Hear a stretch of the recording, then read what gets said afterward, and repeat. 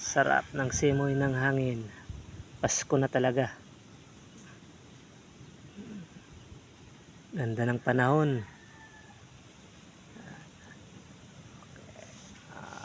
Diba? Ayan ang bahay kubo namin. So, mga kapitbahay namin. Ayan. Di maayos-ayos ang bahay kubo ko kasi walang budget. Okay, ayan. Okay. Diyan sa sagingan na yan, ano yan, ilog na yan. Oh, napakalapit na, no? 50 meters na lang simula dito sa bahay. Kaya bawat pagbabaha, lubog kami dito.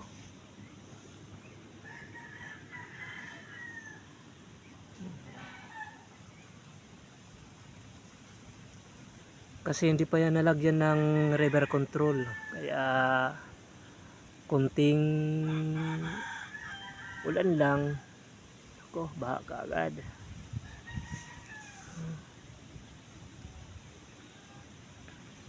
Sana malagyan na ng river control ang ilog na yan para hindi na masyado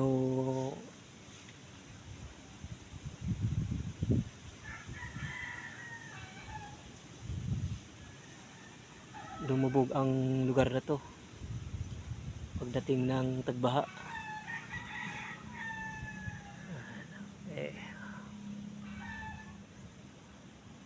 Napakaluwang na ng ilog na yan kasi bawat pagbabaha bawas ang lupa. Yan, mga tanim na yan, no? Ang iba niya naglaglagan na sa ilog.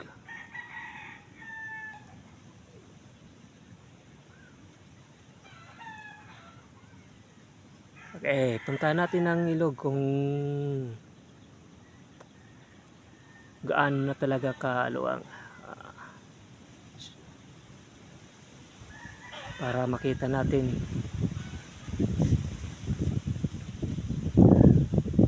Sige, puntahan natin ang ilog. Yan, napakaputik. Yan, putik talaga. Yan. Yan. Oh, diba? Maputik. Kasi sobrang ulan dito. Sana tuloy-tuloy na tong panahon na to para makapagtrabaho na ng maayos. Kasi po, pag puro ulan, walang magawa. Yan. Ilog na, oh.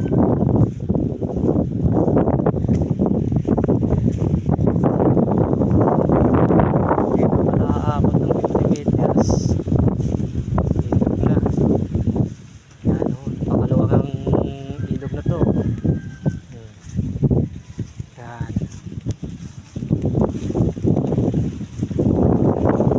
Yan, oh. Diba? Napakaluwang. Grabe. Ang laki pala ng binawas ng lupa dito simula nung bumaha. Yan, o, diba? Sana malagyan na tao ng river control. Yan, o, yan, mga tanim na yan, o, laglagan yan ng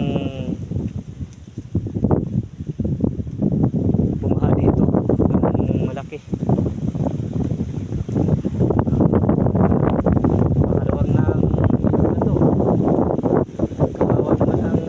Dito pag hindi pa to malagyan ng river control. Sana kung mayroon na budget para dito, trabahoin na para hindi na umabot sa ganitong sitwasyon na pag bumabaha, yan, lubog kami dito. Yan, ah, yan ang bahay ko. Hindi na pala abot ng 50 meters. Yan, diba? Yan. Sana matulungan nyo kami dito para hindi na umabot sa ganitong sitwasyon na bawat pagbabaha lubog kami dito. River control lang kailangan namin dito, suporta sa tubig na hindi kami aabutin ng baha doon. Yan mga kaibigan, hanggang dito na lang ang video na to. Maraming salamat sa lahat na nanonood nito.